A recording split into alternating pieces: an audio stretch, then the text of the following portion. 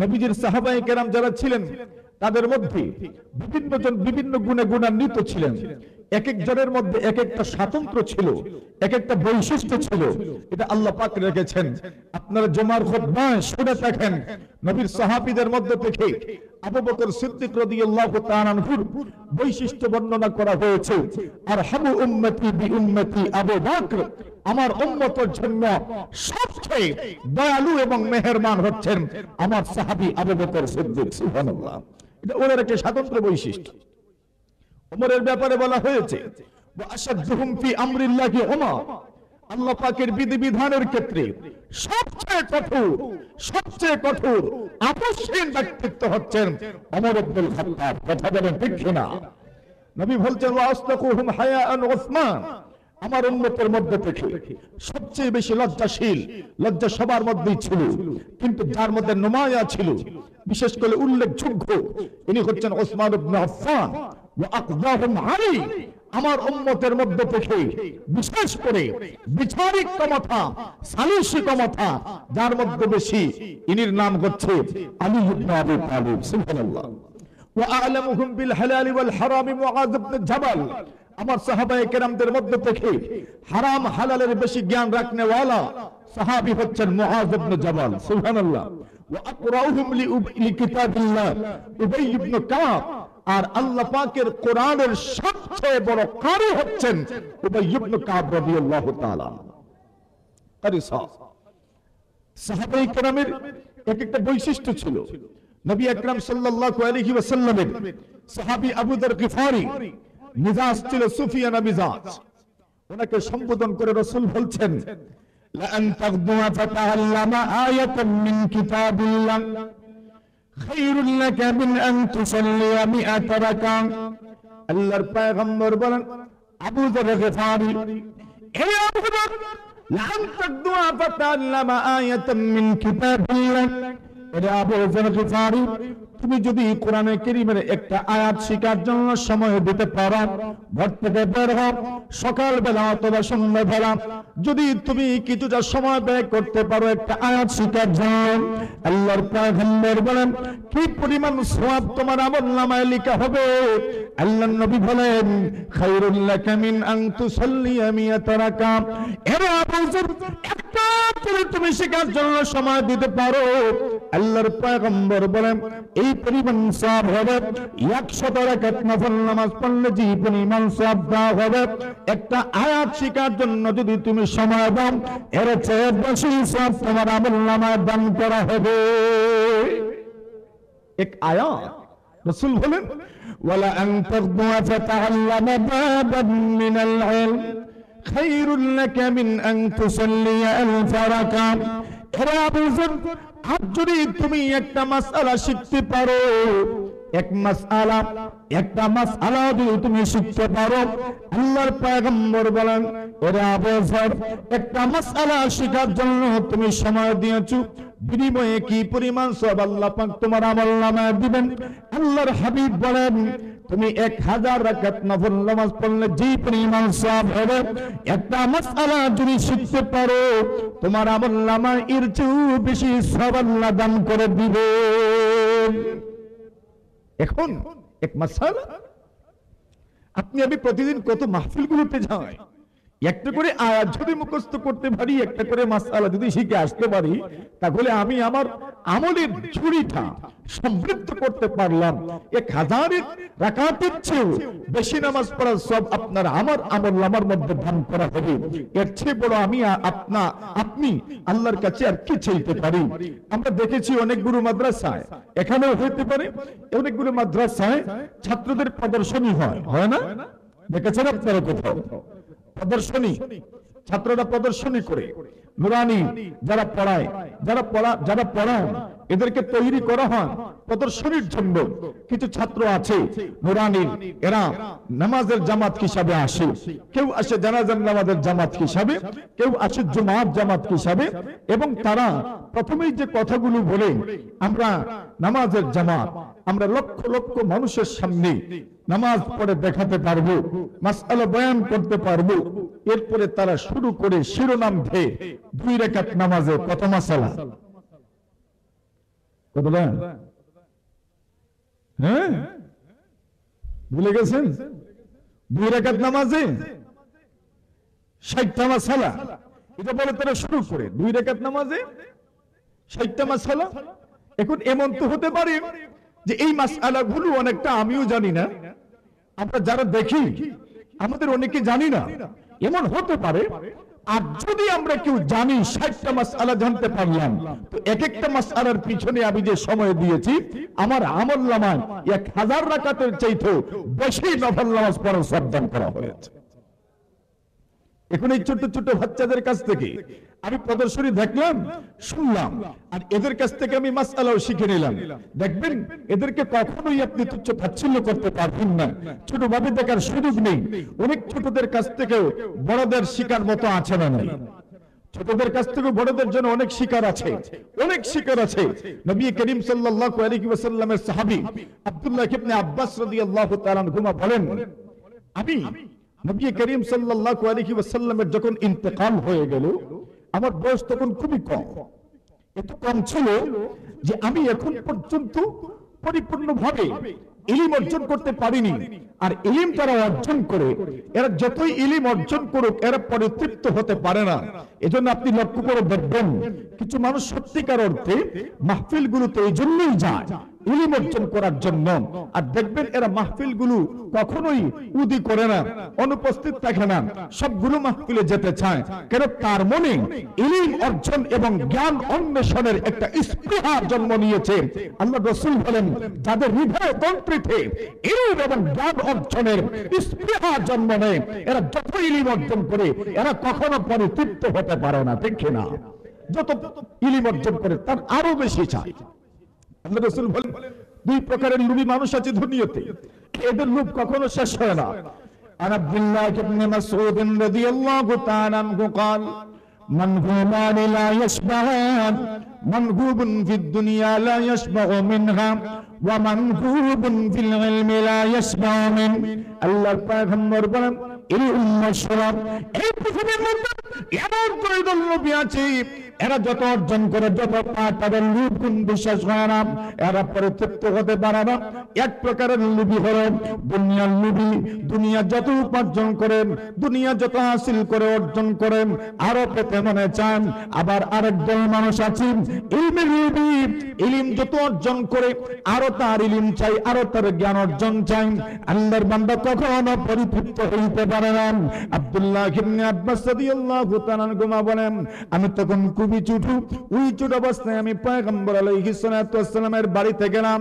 আল্লাহর নবীজি একে তো আমার চাচাতো ভাই, অন্যদিকে আমার খালা মাইমুনা রাদিয়াল্লাহু তাআলা আনহার স্বামী পয়গম্বর আলাইহিস সালাতু ওয়াস সালাম।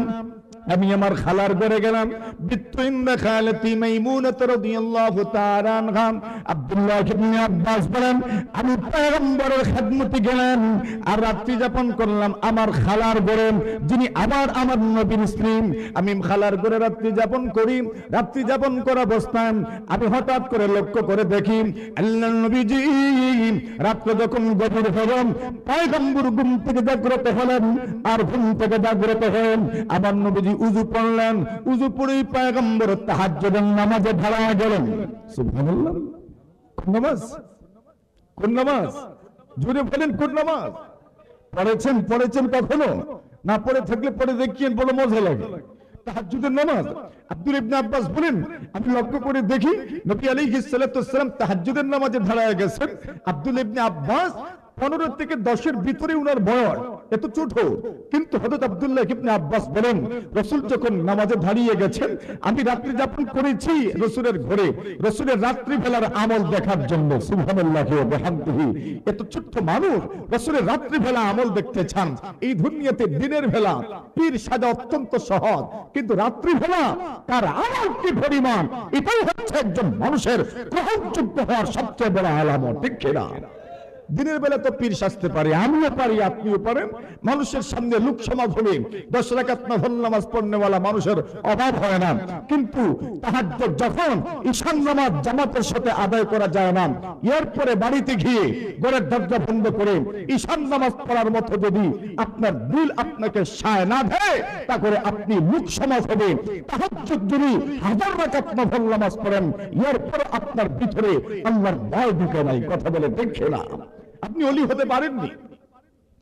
মানুষের সামনে নফল নামাজ বড় সহজ, তাসবিহ টিপাও সহজ, কিন্তু যখন লোক দেখে না, অন্ধকার রাত্রি একাকী নীরবে নির্জনে নিভৃতে যদি আপনি আল্লাহকে ভয় করে, আল্লাহর ভয় যদি আপনাকে ফরজ নামাজ পড়তে বাধ্য করে, তাহলে আপনি বলতে পারেন আমার ভিতরে আল্লাহর ভয় আছে। কথা বলেন ঠিক না?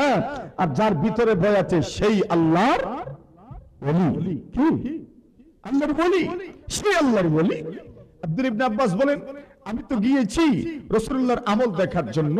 আমি যখন দেখলাম পয়গম্বর আলাইহিস সালাতু ওয়াস সালাম নফল নামাজ শুরু করেছেন, তাহাজ্জুদের নামাজ, আমি চিন্তা করলাম তো আমি দেরি করছি কেন? দেরি করার কোনো মানে হয় না। উনি বলেন, আমি উযু পড়লাম, আর উযু পড়ে নবী আলাইহিস সালাতু ওয়াস সালামের সাথে আমিও শরীক হয়ে গেলাম। সুবহানাল্লাহ। বয়স কত? 10 থেকে 15 এর ভিতরে। হযরত আব্দুল ইবনে আব্বাস বলেন, নবী আলাইহিস সালাতু ওয়াস সালাম ওই দিন আমার জন্য দোয়া দিয়েছেন। নবী আকরাম সাল্লাল্লাহু আলাইহি ওয়াসাল্লাম সেই দিন আমার জন্য এত দোয়া দিয়েছেন। নবী আকরাম সাল্লাল্লাহু আলাইহি ওয়াসাল্লামের সাহাবী আব্দুল্লাহ ইবনে আব্বাস বলেন, আমি দাঁড়াইলাম নামাজে, এখন রাসূলকে ইমাম মানলাম। রাসূল তো একজন ইমাম, উনি হলেন ইমাম, আমি একজন মুক্তদি। তো মুক্তদি একজন, ইমাম তো আর একজনই। তো ইমাম যদি ইমামের সাথে একজন মুক্তদি হয়, মুক্তদি কোন দিকে দাঁড়ায়? ঠিক আছে তো? সবাই বলেন না ঠিক আছে নি মাসালা? দুইজনের জামাত পড়েছেন কখনো? দুইজনের জামাত এজন্য সকলেরই ইকামত শেখার দরকার, তাকবীর শেখার দরকার। কেন? দুইজনের জামাতে একজন ইমাম সাহেব, তো আরেকজন মুক্তদি হয়তো আমার মতো বা আপনার মতো কেউ হইতে পারি। এখন যদি আমি তাকবীর দেওয়া চিনি না, ইকামত দেওয়া চিনি না, তাহলে ইমাম সাহেব কি দুটোটা আদায় করা লাগবে? কথা বলি ঠিক কিনা? তখন অনেক বড় বিপদে পড়ে। অনেক দেখবেন ওই সময় বলে, হুজুর আপনি আপনার পড়েন, আমি পরে পড়বো। কেন? সে জানে উনি তো ইমাম হবেন, তো ইকামতের জিম্মাদারি কার উপর পড়বে? আমার উপর পড়বে। তখন ইকামতে তো আমার ভুল হইতে পারে, এজন্য বলে হুজুর আপনি আপনার পড়েন, আমি পরে পড়ে নিব। এজন্য সকলের ইকামত শেখার দরকার। রাজি আছেন ইনশাআল্লাহ? রাজি আছেন ইনশাআল্লাহ? তুমি ইকামত শিখো, আজান শিখো। আব্দুল ইবনে আব্বাস বলেন, এখন রাসূলুল্লাহ তো নামাজে আগের থেকেই আছেন, আমি রাসূলুল্লাহর সাথে শরীক হইলাম, এখন আমি তো মুক্তদি হব। তো আমার নিয়ম হইল কোন দিকে দাঁড়ানো? ইমাম সাহেবের ডান দিকে। কিন্তু উনি বলেন, আমি তখন জানতাম না, আমি দাঁড়িয়ে গেলাম ইমাম সাহেবের বাম দিকে। কোন দিকে? ইমাম সাহেবের বাম দিকে, রাসূলুল্লাহর বাম দিকে। মাসআলা ঠিক আছে? কথা বলেন না, না ভুল হইছে? এর মানে কি? এর মানে হইল যে আপনি যদি বাম দিকেও দাঁড়িয়ে যান, নামাজ হয়ে যাবে, এটাও এক বিষয়। আর একটা হলো লিগ্যাল, মানে মাসআলা মতো নামাজ হওয়া। তাহলে আপনার মাসআলা হচ্ছে আপনি ডান দিকে দাঁড়াবেন। বাকি কোন সময় যদি ভুল বশত বাম দিকে দাঁড়িয়ে যান, এভাবে নামাজ আদায় হয়ে যায়, তো আদায় হয়ে গেছে, কোনো অসুবিধা নাই, নামাজ আদায় হয়ে যাবে। কিন্তু মাসআলা হলো কোন দিকে দাঁড়ানো? ডান দিকে। আব্দুল ইবনে আব্বাস বলেন, নবী আকরাম সাল্লাল্লাহু আলাইহি ওয়াসাল্লাম আমার পিছন দিকে হাত নিলেন, বাম হাত দিয়া ফাআখাযা রাসূলুল্লাহ সাল্লাল্লাহু আলাইহি ওয়াসাল্লাম বিউযুনাইহি ওয়া ফি রিওয়ায়াতিন বিমানকিবাইহি ওয়া ফি রিওয়ায়াতিন বিরাসি। রাসূল করিম সাল্লাল্লাহু আলাইহি ওয়াসাল্লাম আমার মাথায় ধরলেন, কোন বর্ণনায় আসে আমার কানে ধরলেন, কোন বর্ণনায় আসে আমার ঘাড়ে ধরলেন, আর আমাকে ডান দিকে নিয়ে গেলেন। সুবহানাল্লাহ। কোন দিকে নিয়ে গেছেন? এটা কি নামাজ কোন সময় চলছে কারবার? নামাজের ভিতরে, নামাজের ভিতরে পিছন দিক থেকে নিয়ে গেছেন ডান দিকে। ডান দিকে নিয়ে যাওয়ার পরে এখন ডান দিকেও যে দাঁড়াবে, কোন জায়গায় দাঁড়াবে? সমান। ও বেশ কম মানে? বলেন না, বেশ কম মানে কি? একটু কেমন পিছনে? এক কদম, এক পা, অর্ধ হাত পিছনে। মাসআলা হলো সমান দাঁড়ানো। মাসআলা কি? কথা বলেন, মাসআলা কি? সমান দাঁড়ানো। বাকি উলামায়ে উম্মত, উলামায়ে আহনাফ ফতোয়া দিয়েছেন এই কথার উপর, পিছনে দাঁড়াও। কেন? এটা আহওয়াত, বেশি সতর্কতার জন্য। কেন এমন হইতে পারে যে আপনি সামনেই চলে যাবেন ইমাম সাহেবের, তো ইমাম সাহেবের সামনে গেলে তো নামাজ হয় না, শেষ। ইমাম সাহেবের আগে চলে গেলেন, তো আপনি ইমাম মানলেন কেমনে, নেতা মানলেন না। তাহলে বুঝা গেল সমাজ পরিচালনা করতে গেলে নেতা মানা লাগে। নেতা মানা হয় না যে সমাজে, এই সমাজে কোন ধরনের শৃঙ্খলা হতে পারে না, দেখে না। আমাকে নামাজ শিখায় না, নামাজ আমাকে সমাজ শিখায়। যে সমাজটা, যে সমাজের মধ্যে নামাজ আছে, এই সমাজ হলো সবচেয়ে সুশৃঙ্খল সমাজ, ঠিক কিনা? আর যেই সমাজে নামাজ নেই, এই সমাজে উশৃঙ্খলার কোনো শেষ নেই। নামাজই আমাকে নিয়মানুবর্তিতা শিখায়, নামাজ আমাকে সমাজগত শিখায়, নামাজ আমাকে ঐক্যবদ্ধতা শিখায়, নামাজ আমাকে গরিব ফকির বেজারের দূরে থাকা শিখায়। সেটা হচ্ছে একমাত্র নামাজ। কথা বলেন ঠিক কিনা? মসজিদে যখন যাবেন সব বন্দী হবেন, আমির গরিব ফকির মিসকিন সবাই এক খাতারে। আমাকে শিখাচ্ছে নামাজ, ভেদাভেদ আছে নাই, এটা নামাজ আমাকে শিখাচ্ছে, নামাজ আমাকে শিখাচ্ছে। ইমাম সাহেব যখন তাকবীর দিবেন তখন তুমি ইমাম সাহেবের সাথে চলিও। ইমাম সাহেব যখন রুকুতে যাবেন তখন তুমি রুকুতে যাবেন। ইমাম সাহেব যখন সিজদায় যাবেন তখন তুমি সিজদায় যাবেন। আব্দুল্লাহ ইবনে আব্বাস বলেন, আমি তো আর মাসআলার মতো আমল করিনি, আমি এমনিতেই পিছনে দাঁড়াইছি। সুবহানাল্লাহ, এক কদম পিছনে। আব্দুল্লাহ ইবনে আব্বাস বলেন, নবী আলাইহিস সালাতু ওয়াসালাম নামাজ শেষ করলেন। নামাজ শেষ করার পরে আমাকে বলেন, ও আব্দুল্লাহ সাহেব। আব্দুল্লাহ নবীজির চাচাতো ভাই, হযরত আব্বাসের ছেলে, এইজন্য চাচাতো ভাই আব্বাস রাসূলুল্লাহর চাচা। একদিকে চাচাতো ভাই হযরত আব্বাসকে বলেন, আব্দুল্লাহ ইবনে আব্বাসকে বলেন, ও আব্দুল্লাহ, তুমি নামাজে আমার সমান দাঁড়াইলে না, আমার সোজাসুজি দাঁড়ালে না, একটু পিছনে কেন দাঁড়ালে? আব্দুল্লাহ ইবনে আব্বাস বলেন, ইয়া রাসূলুল্লাহ, আপনার সামনাসামনি, আপনার সোজা সোজা, আপনার সমান সমান দাঁড়াবো? সুবহানাল্লাহ, কথার ভঙ্গিতে বুঝেননি? ইয়া রাসূলুল্লাহ, আপনার সোজা সোজা আমি দাঁড়াবো? ইয়া রাসূলুল্লাহ, এত হিম্মত আমার হয়ে গেছে, এত হিম্মত আমার হয়ে গেছে যে আপনার সোজা সোজা আমি দাঁড়াবো। রাসূলুল্লাহ, আপনি রাসূলুল্লাহ, আনতা রাসূলুল্লাহ, আনতা রাসূলুল্লাহ, আনতা রাসূলুল্লাহ, আপনি আল্লাহর রাসূল। আনতা রাসূলুল্লাহিল্লাযী ইযা আসাবাকা বুররুন ফাদাআউতাহু কাশাফাহু আনকা। আপনি তো এমন আল্লাহর রাসূল যে আল্লাহর কাছে কোনো মুসিবতে পড়লে, মুসিবতজা মানুষ, পেরেশান মানুষ, মুসিবতওয়ালা মানুষ দোয়া করলে আল্লাহ তার মুসিবতকে দূর করে দেন। আপনি সেই আল্লাহর রাসূল, আপনি রাসূলুল্লাহ, আপনার সমান সমান দাঁড়ানোর কোনো হিম্মত আমার নাই। আব্দুল্লাহ ইবনে আব্বাস বলেন, ফাযাম্মানি রাসূলুল্লাহ সাল্লাল্লাহু আলাইহি ওয়াসাল্লাম ইলা সাদরিহি। আল্লাহর রাসূল আমাকে তার বুকের সঙ্গে জড়ায় ধরলেন, আর জড়ায় ধরে দোয়া দিলেন, আল্লাহুম্মা আল্লিমহুল কিতাব, আল্লাহুম্মা আল্লিমহুল কিতাব, আল্লাহুম্মা আল্লিমহুল কিতাব। আব্দুল্লাহ ইবনে আব্বাস বলেন, নবীজি আমাকে তার বুকের সাথে জড়িয়ে ধরে দোয়া দিলেন, আল্লাহ, আমার আব্দুল্লাহকে তুমি কোরআনের ইলম দান করো। আব্দুল ইবনে আব্বাস বলেন, ফলাফল কি? আরেক রাওয়ায়াতের মধ্যে আসে, যারা আছেন আমার সামনে মুরব্বী, আমার ছোট ভাই, আমার তালিবুল ইলম যারা, এদেরকে উদ্দেশ্য করে আমি বলছি। আরেক বুখারী শরীফের আরেক রাওয়ায়াতের মধ্যে আছে, আব্দুল ইবনে আব্বাস বলেন, আল্লাহ রাসূল সাল্লাল্লাহু আলাইহি ওয়াসাল্লাম ওনার হাজত, কাজা হাজতের জন্য গেলেন, পেশাব করার জন্য গেলেন, তো আমি পিছনে পিছনে বদনা ভরে পানি দিলাম। সুবহানাল্লাহ, কি দিলাম? আপনার তালিবুল ইলমরা দেয়, অনেক মাদ্রাসায় দেখবেন তালিবুল ইলমরা যারা ওয়াজ মাহফিলে আগত মেহমান, এদেরকে দিলা দেয়, পানি দেয় আগায়া। আপনি যদি আসেন তো আমাদের জন্য এটা করণীয়, আমাদের জন্য করা জরুরি, বড়দের জন্য, বাবার জন্য, মায়ের জন্য, বড় ভাইয়ের জন্য করবা তো ইনশাআল্লাহ। বাবাকে এটা করবা, এক দোয়া নিবা বাবার কাছ থেকে। ছাত্ররা উস্তাদের জন্য করবে, স্কুল কলেজের স্টুডেন্ট ভাইরা আমার যারা আছো, তোমাদের শিক্ষকদের জন্য এটা করবা, এখানে দোয়া আছে। আব্দুল্লাহ ইবনে আব্বাস বলেন, আমি পানি আগায়া দিলাম রাসূলুল্লাহ সাল্লাল্লাহু আলাইহি ওয়াসাল্লামকে। রাসূল পানি দিয়ে তো রাসূল সাল্লাল্লাহু আলাইহি ওয়াসাল্লাম পবিত্রতা অর্জন করলেন। এরপরে বললেন, এ মান ওয়াদা আল মা, কে পানি রেখেছে? বলা হলো আব্দুল্লাহ ইবনে আব্বাস।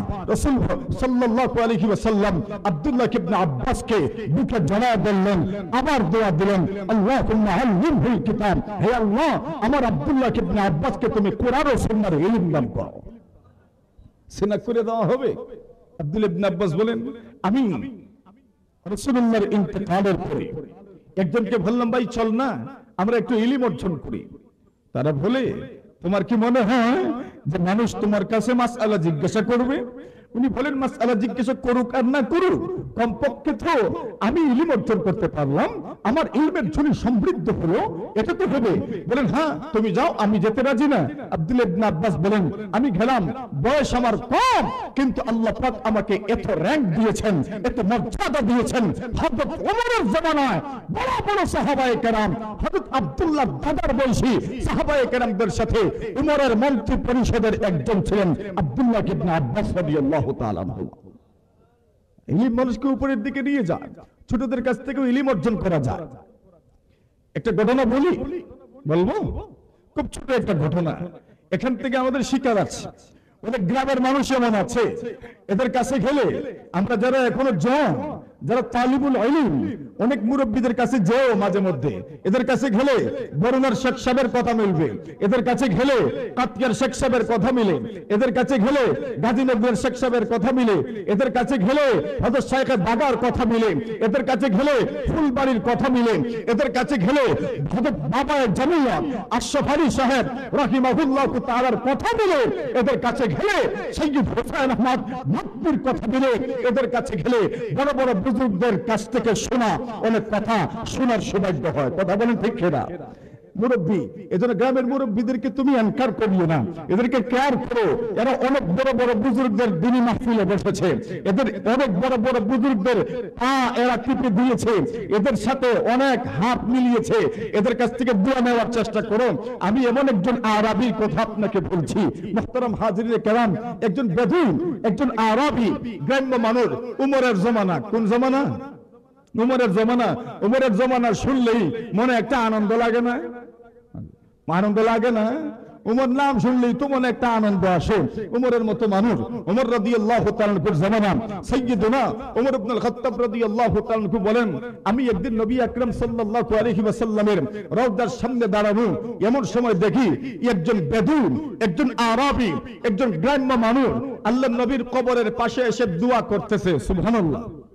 এই দোয়াটা বলবো, বুঝবেন ইনশাআল্লাহ, মনোযোগ দিয়ে দোয়াটা শিখিয়ে দেব আমি আপনাদেরকে। হযরত উমর ইবনে আল খাত্তাব বলেন, আমি দেখলাম এই আরবী, এই বেদুইন লোকটা দোয়া করছে, আমার মনে বড় আগ্রহ জাগলো, এই গ্রাম্য লোকটার দোয়া শোনার দরকার। অনেক গ্রাম্য মানুষ আছে, এদের দোয়া বড় সুন্দর হয়, আছে না নাই? এদের কথা বড় সুন্দর, এদের ভাষা বড় মজা লাগে। হযরত উমর বলেন, আমি তার কথাগুলো শুনলাম খুব মনোযোগ দিয়া। এই লোকটা বলছে, আল্লাহকে বলে, আল্লাহ, এই যে রওজার মধ্যে ঘুমন্ত লোকটা আছে, যিনি রওজার মধ্যে শায়িত, হাদা হাবিবু, ইনি আপনার বন্ধু, ওয়া আনা আব্দু, আমি তোমার গোলাম, ওয়া শাইতানু আদুক, শয়তান তোমার দুশমন। কি বলছে? রওজার মধ্যে যিনি শুয়ে আছেন উনি কে? তোমার হাবিব, বন্ধু, আর আমি তোমার গোলাম, শয়তান তোমার দুশমন। এটা হলো তার দুয়ার শিরোনাম। এইবার মতলবের কথা বলে, বলে আল্লাহ, আপনি যদি আমাকে মাফ করে দেন, এই মানে আমি আপনার কাছে মাফি চাই, আমি আপনার কাছে মাগফিরাত চাই। আপনি যদি আমাকে মাফ করে দেন, ইয়ারদা হাবিবুক, আপনার বন্ধু সন্তুষ্ট হবেন, আপনার বন্ধু খুশি হবেন। ওগো মালিক, শয়তানের মুখটা কালো হয়ে যাবে, আর আমি আপনার ছোট্ট একটা বান্দা পরকালে পার পেয়ে যাব। আর যদি মাফ না করেন, তো যদি আপনি আমাকে মাফ না করেন, তাহলে ওই যে দেখছেন আপনার বন্ধু ঘুমন্ত শায়িত, এর মনটা খারাপ হয়ে যাবে, শয়তানে মুস্কি মুস্কি হাসি দিব, আর আমি আপনার ছোট্ট একটা বান্দা ধ্বংস হয়ে যাব। সুবহানাল্লাহ। কেমন লাগলো দোয়াটা? হ্যাঁ, এইভাবে দোয়া করছেন কোনদিন? কি সুন্দর দোয়াটা করেছে লোকটা। আল্লাহ, ইনি আপনার বন্ধু, আর আমি হইলাম আপনার গোলাম, শয়তান আপনার দুশমন। আপনি যদি আমাকে মাফ করেন, তাহলে শয়তান নারাজ হবে, আপনার বন্ধু খুশি হবে, আর আমি আপনার নাদান একটা বান্দা পরকালে পার পেয়ে যাব। যদি মাফ না করেন, আপনার নবী নারাজ হবেন, আপনার নবীজির মনে কষ্ট আসবে, শয়তান খুশি হইব, আর আমি আপনার ছোট্ট একটা নাদান বান্দা ধ্বংস হয়ে যাব, শেষ হয়ে যাব। এরপরে বলে আল্লাহ, আমি জেনেছি, আমি দেখেছি আরবের লোক তো, আমি দেখেছি আমাদের এখানে কোন লিডার মারা গেলেন, কোন সর্দার মারা গেলেন, ওই সর্দারের আত্মীয় স্বজন তার কবর দেওয়ার পরে তার কবরের পাশে দাঁড়াইয়া তার যত গোলাম বান্দি দুনিয়াতে ছিল এদেরকে তার কবরের পাশে তারা আজাদ করে, মুক্ত করে, স্বাধীন করে। হে আল্লাহ, আমি দেখেছি আরবের মধ্যে কোন লিডার মারা গেলে, কোন সর্দার মারা গেলে ওই সর্দারের কবরস্থ করার পরে তার কবরের পাশে দাঁড়াইয়া ওই সর্দারের অধীনস্থ সমস্ত গোলাম বান্দিদেরকে আজাদ করা হয়, মুক্ত করা হয়, স্বাধীন করা হয়। এখন আমি আপনার কাছে একটা প্রস্তাব রাখতাম চাই, এ রব্বুল আলামিন, আমি যার কবরের সামনে দাঁড়ানো, ইনি তো কোনো গোত্রের সর্দার না, ইনি তো কোনো অঞ্চলের সর্দার না, ইনি তো কোনো এলাকার সর্দার না, ইনি কোনো দেশের সর্দার না, হাজা সাইয়্যিদুল আলামিন, উনি তো হচ্ছেন পুরো দুনিয়ার সর্দার। কথা বলেন ঠিক না? এখন আরবের মানুষ যদি তাদের এলাকার কোন সর্দার মারা গেলে তার কবরের পাশে যদি তাদের গোলামদেরকে আজাদ করে তার সম্মানার্থে তাদের গোলামদেরকে আজাদ করলো, তাদের বাদীদেরকে আজাদ করলো, তাহলে আমি তো হইলাম আপনার বান্দা, আর আমি এসেছি যার কবরের সামনে, ইনি হইলেন সাইয়্যিদুল আলামিন, দুনিয়ার সমস্ত মানুষের সর্দার, সমস্ত মখলুকের সর্দার। ইহকালে পরকালে যত মখলুক আসবে, যত মখলুক আছে, জলে আছে, স্থলে আছে, সবার সর্দার হচ্ছেন মুহাম্মদুর রাসূলুল্লাহ। আপনি আল্লাহ হইয়া এই সারা দুনিয়ার সর্দারের কবরের সামনে আমার মতো ছোট্ট একটা গোলামকে কি আপনি মাফ করতে পারেন না? জুড়ে বলেন। লোকটা বলে আরবের মানুষ তাদের গোত্রীয় সর্দার, তাদের খানদানের সর্দারের কবরের পাশে যদি তাদের গোলাম বান্দীদেরকে তার সম্মানার্থে স্বাধীন করে দেয়, মুক্ত করে দেয়, আমি মুহাম্মদুর রাসূলুল্লাহর কবরের পাশে দাঁড়াইয়া যদি মুক্তি না পাই, তাহলে মুহাম্মদুর রাসূলুল্লাহর সম্মান রইল কই? আল্লাহর নবীর সাহাবী উমর ইবনুল খাত্তাব বলেন, রে মুখে হাত দিয়া বলেন, বাপরে বাপ, ইজা দোয়া আমার জীবনেও দেখছি না, এই লোকটার দোয়া বুঝি এত সুন্দর।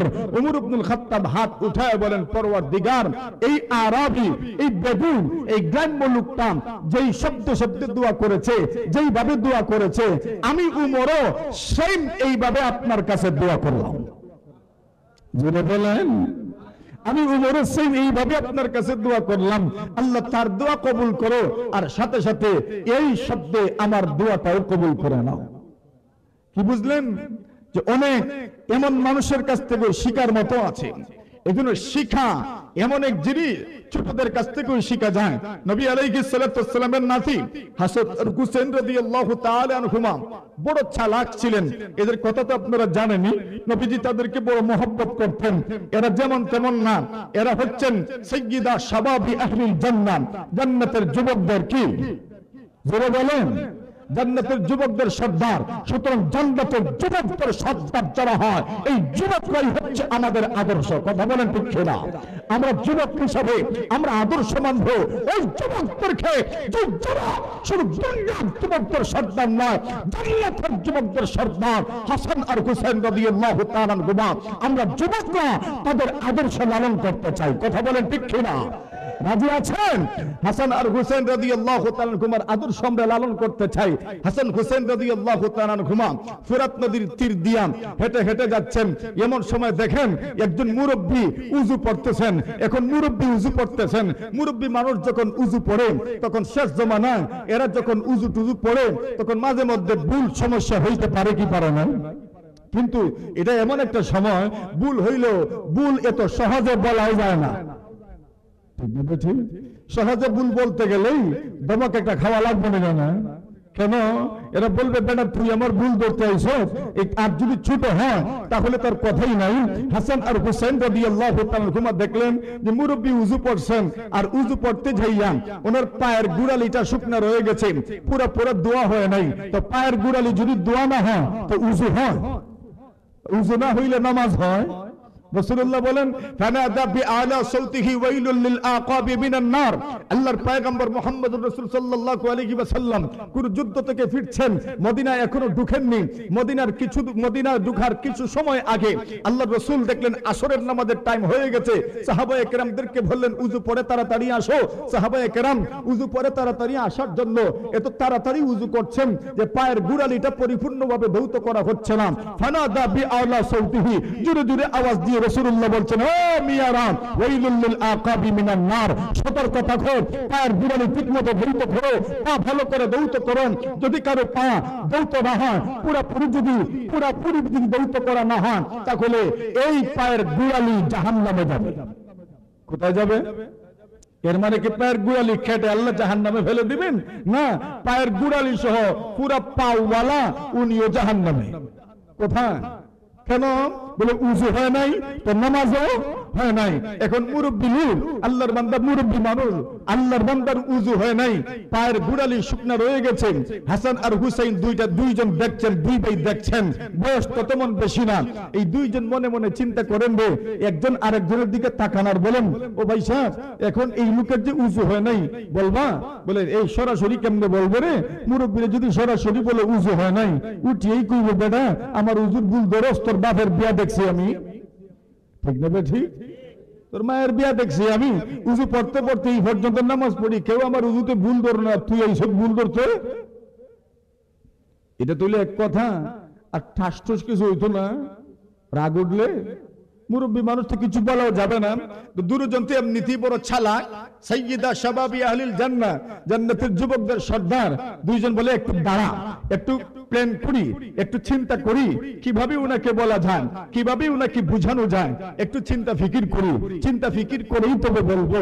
দুজন বলেন ঠিক আছে চল, এখন একটা আইডিয়া মাথায় এসেছে। বলে কি আইডিয়া? যে আমরা উনাকে গিয়ে বলবো যে মুরব্বী সাহেব, চাচাজি আপনি তো বড় মানুষ, আপনি বয়স্ক মানুষ, রসুলকে বেশি পেয়েছেন, রসুলকে বেশি দেখেছেন, রসুলের খেদমতে বেশি দেখেছেন, রসুলের উযু বেশি দেখেছেন, রসুলকে উযু পড়তে অবস্থায় আপনি দেখেছেন। সাহাবায়ে কেরাম যারা ছিলেন এদের উযুর বিবরণ যদি আপনি শুনেন, অনেক সাহাবায়ে কেরাম উযুর বিবরণের ক্ষেত্রে হাদিস এইভাবেও বর্ণনা করেন। ও সাহাবায়ে কেরাম উপস্থিত জনতাকে সম্বোধন করে বলেন, ছাত্রদেরকে সম্বোধন করে বলেন, আমি কি দেখাবো কাইফা কানা উযু রাসূলিল্লাহ সাল্লাল্লাহু আলাইহি ওয়াসাল্লাম, নবীজির উযু কেমন ছিল, আমি কি তোমাদেরকে দেখাবো? এরপরে বলতেন এই দুনিয়াতে রাসূলুল্লাহর উযু কেমন ছিল এই কথার বিবরণ দেওয়ার মতো, আমার চাইতে ভালো বিবরণ দেওয়ার মতো আর কেউ দুনিয়াতে নাই। সুবহানাল্লাহ। এই কথা বলে বয়ান করতেন, বর্ণনা করতেন, হাদিসের মধ্যে ভরা, হাদিসের মধ্যে ভরা রাসূলুল্লাহর উযুর বিবরণের ক্ষেত্রে সাহাবায়ে কেরামদের এমন কথা, নবীজি কেমনে উযু করতেন, নবীজি কেমনে মাথামাসা করতেন, নবীজি উযু কেমনে পড়তেন, নামাজ কেমনে পড়তেন, এই কথাকে আমি তোমাদেরকে বলবো। এরপরে বলতেন শুনো, আল্লাহর জমিনের উপর এমন ভাবে দেখানোর মতো আর কেউ নাই আমি ছাড়া। এখন বললেন চাচাজি আপনি তো এমন মানুষ, বয়সও বেশি, ইলমও বেশি, আপনার অভিজ্ঞতাও বেশি, নবীজিকে বেশি দেখেছেন, নবীজির সঙ্গে থেকেছেন বেশি, নবীজির উযু সম্পর্কে নিশ্চিত আপনি আমাদের চাইতে বেশি জানবেন। সুতরাং আমরা তো ছোট মানুষ, আমাদের মনে চায় আমরা আপনার সামনে উযু পড়বো, আর আপনি মেহেরবানি করে আমাদের উযুটা দেখবেন, আমাদের উযুর মধ্যে কোনো ভুল আছে না নাই। সুবহানাল্লাহ বলেন। আসলে ভুল কার? জুড়ে কোন ভুল কার? মুরব্বীর। আর দুইজনে তো ভুল ধরেছেন, দেখেছেন ভুল হচ্ছে, উযু হবে না। এখন কিভাবে বলেন যে আপনার ভুল হয়েছে? দুজন বলেন আমরা আপনার সামনে উযু পড়বো, দেখেন আমাদের উযুটা হয় কিনা। হ্যাঁ ঠিক আছে, তোমরা উযু পড়ো, শুরু করো, দেখি তোমাদের উযুর মধ্যে কোনো ভুল আছে কিনা। দুজন শুরু করেছেন বিসমিল্লাহির রহমানির রহিম। কিভাবে বিসমিল্লাহ? উযুর শুরুতে কি পড়া লাগে? বিসমিল্লাহ পড়লে কি লাভ? নবী আলাইহিস সালাতু সালাম বলেন উযুর শুরুতে যদি বিসমিল্লাহির রহমানির রহিম পড়ো, বিসমিল্লাহি আলহামদুলিল্লাহ এটা যদি পড়তে পারো, নবী আলাইহিস সালাতু সালাম বলেন তাহলে তোমার উযুর মাধ্যমে তোমার শরীরে যত অঙ্গ প্রত্যঙ্গ আছে, শুধু উযুর অঙ্গ প্রত্যঙ্গ নয়, উযুতে তো আমরা ধৌত করি, হাত ধৌত করি, মুখ ধৌত করি, নাকে পানি দেই, কুলি করি, মাথা মাসাহ করি, পা ধৌত করি, কান মাসাহ করি, ঘাড় মাসাহ করি, বাস এতটুকুই শেষ। নবী আলাইহিস সালাতু সালাম বলেন যদি তুমি উযুর শুরুতে বিসমিল্লাহির রহমানির রহিম পড়তে পারো, তাহলে তোমার উযুর মাধ্যমে তোমার শরীরে যত অঙ্গ প্রত্যঙ্গ আছে সবগুলো অঙ্গ প্রত্যঙ্গের সগীরা গুনাহ আল্লাহ মাফ করে দিবেন। এই ফজিলত উযুর মধ্যে আছে না নাই? শুরু করলেন বিসমিল্লাহির রহমানির রহিম। এবার হাতের কবজি পর্যন্ত দৌত করলেন। নবী বলেন হাতের কবজি পর্যন্ত যখন দৌত করবেন, হাতের দ্বারা কিন্তু সগীরা গুনাহ মাফ। নাকি পানি দিন, নাকের সগীরা গুনাহ মাফ। কুলি করলেন, কুলির মুখের ভিতরের সগীরা গুনাহ মাফ। এরপরে মুখ দৌত করলেন, মুখের সগীরা গুনাহ মাফ। হাত দৌত করলেন, হাতের সগীরা গুনাহ মাফ।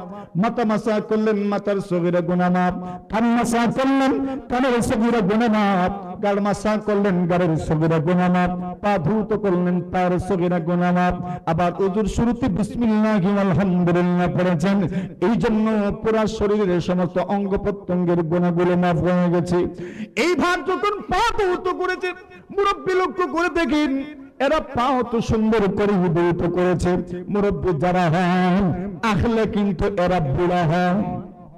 আকলে বুড়া, মুরব্বি শুধু মুরব্বি না, আকলের বুড়া। এদের চেয়ে বললেই সবকিছু বুঝে এরা, বুঝে না? মুরব্বিদের আকল কম না বেশি? কম না বেশি? বেশি মানে এমন বেশি, আলহামদুলিল্লাহ।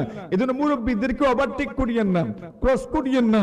মুরব্বীদেরকে সামনে নিয়েই কাজ করিয়েন, ইনশাআল্লাহ বরকত হবে। সুবহানাল্লাহ বলেন। নবী আলাইহিস সালাতু ওয়াসসালাম বলেন, আল বারাকাতু মা আকাবিরিকুম। বরকত শুধু তোমার মধ্যে না, বরকত শুধু উলামায়ে কেরামদের মধ্যেই না, বড়দের মধ্যে বরকত আছে। মুরব্বির মধ্যে বরকত, বাবার মধ্যে বরকত, মায়ের মধ্যে বরকত, তোমার বড় ভাইয়ের মধ্যে বরকত আছে, এলাকার মুরব্বীদের মধ্যে বরকত আছে। আল্লাহ রাসূল বলেন, আল বারাকাতু মা আকাবিরিকুম, আল বারাকাতু মাআল জামাআ। ঐক্যবদ্ধ থাকার মধ্যে বরকত আছে। সুবহানাল্লাহ। ঐক্যবদ্ধ থাকবেন তো বরকত আল্লাহ পাক নাযিল করবেন। স্থানের মধ্যে বরকত আছে, সময়ের মধ্যে বরকত আছে, মানুষের মধ্যে বরকত আছে। এই সবগুলো আল্লাহ পাক রাখছেন স্টেপ বাই স্টেপ। স্থানের মধ্যে বরকত আছে, সময়ের মধ্যে বরকত আছে, সকাল বেলার মধ্যে বরকত আছে না নাই? আল্লাহ রাসূল বলেন, আল্লাহুম্মা বারিক লি উম্মতি ফি বুকুরিহা। আল্লাহ আমার উম্মতকে সকাল বেলায় বারাকাত দান করুন। তো সকাল বেলা এমন একটা সময়, এই সময়ের মধ্যে আল্লাহ বারাকাত রাখছেন। স্থানের মধ্যে বরকত। মক্কা মদিনায় নামাজ পড়লো, বরকত আছে না নাই? বরকত আছে। এখন আল্লাহর বান্দা এই চিন্তা করলেন, রে এরা তো আমারে উযু দেখায় না, এরা তো আমারে ইনডাইরেক্টলি উযু শিখায়। সুবহানাল্লাহ। এরা আমারে উযু দেখায় না, এরা উযু শিখায় আমারে। এখন মুরব্বী দুজনের পিঠে চাপড় দিয়েছেন, বড় একটা থাপ্পড় দিয়ে বলেন, চাপড় দিয়ে বলেন, ও মিয়ারা বাড়ি কই? এরা তো ভয় পেয়ে গেছে। আমরা হুজুর দেখাইলাম, মনে হয় হুজুর মধ্যে কোনো ভুল হয়ে গেল কিনা, আমাদেরও আল্লাহই জানে। আমাদেরকে বলেন যে বাড়ি কই, বাড়ি কোথায়? আর মুরব্বীদের মুখ থেকে কোনো কথা শুনলে, ধমক দিয়ে কোনো কথা শুনলে মনে হয় ছোটদের মনে হয় কোনো অপরাধ হয়ে গেছে আমার থেকে। দুজন বলেন, কি চাচা কোনো কিছু ভুল হয়েছে? বলে না, ভুল তো হয় নাই, তবে তোমাদের বাড়ি জানতে আমার বড় মনে চান। মান আবু কুমা, তোমাদের বাপের নাম কি? দুজন কি ভাই? বলে যে আমরা দুজন ভাই। তোমাদের বাপের নাম কি? বলে আমাদের বাপের নাম কি বলবো, আমাদের বিরুদ্ধে মনে বিচার দিবেন? বলে না, বিচার না, আমি তো বুঝতে পেরেছি তোমরা বয়সে ছোট হইলেও তোমাদের ইলম আছে, তোমাদের আকল আছে, তোমাদের বুদ্ধি আছে, তোমাদের মধ্যে আদব আছে, শিষ্টাচার আছে, মার্জিত ব্যবহার আছে। তোমরা আমাকে, আমার উযুর মধ্যে ভুল হয়েছে, আমি উযুতে পা পুরোপুরি ধৌত করিনি, এটা সরাসরি তোমরা আমাকে বলতে পারোনি। এই জন্য তোমরা আমাকে উযু দেখাইয়া আমার উযুর ভুলটা তোমরা আমাকে ধরে দিচ্ছ। এই জন্য আমি তোমাদের বাবার নাম জানতে চাই। এরা বলে আমার বাবার নাম, আমাদের বাবার নাম হচ্ছে আলী ইবনে আবু তালিব। মুরব্বী বলেন, তবেই তো আল্লাহ তোমাদেরকে এমন পর্যায়ে নিয়ে গেছেন, যেমন বাপ এমন বেটা। সুবহানাল্লাহ। যেমন বাপ এমন বেটা। তাহলে বুঝে গেল ছোটদের কাছ থেকে জানার মতো আছে না নাই, শিকার মতো আছে না নাই। সুতরাং শিখবেন, শিখবেন, জানবেন, আমল করবেন। রাজি আছেন ইনশাআল্লাহ? আর শিখবেন, আমল করবেন। যত শিখবেন আপনার মর্যাদা, জোরে বলেন, বাড়বে না কমবে? বাড়বে। কি পরিমাণ বাড়বে? কি পরিমাণ বাড়বে? কি পরিমাণ বাড়বে বলছেন, তোমার অন্তরের কানেকশন হয়ে যাবে মদিনার সাথে। আর তো আছেই, সেগুলো আর বললাম না। আপনার আমার জন্য যেটা উপযোগী সেটাই বললাম। যত পড়বেন, যত জানবেন, যত শিখবেন, অন্তরের সম্পর্ক হবে কার সাথে? আল্লাহর সাথে।